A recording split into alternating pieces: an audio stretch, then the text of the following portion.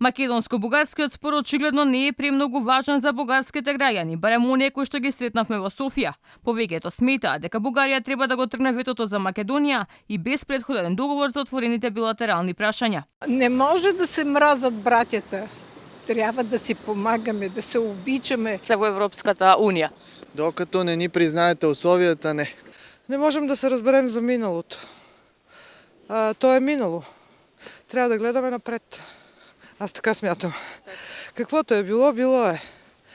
И трябва по-скоро да гледаме в бъдеще как да премахнем тия пречки, за да сме все пак сме един народ. Целият народ ви подкрепя и всички приятели, така че няма в народа някакви негативни емоции към Македония. Моята баба е от Македония.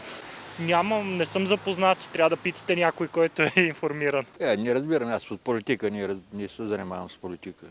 Работник човек съм и не се занимавам с политика. Всичко е политика.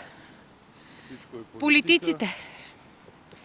Грешната идеология през годините. Да забравим всичко до тук и да гледаме напред.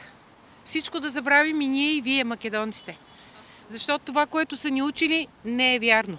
Дека мислењето на бугарските граѓани се менува потврди и недомнишната анкета која нарачила бугарската национална телевизија, според која речиси 61% од испитаниците сметаат дека Македонија треба да стане дел од Европската унија, што значи зголемување од 13% во однос на ноември лани.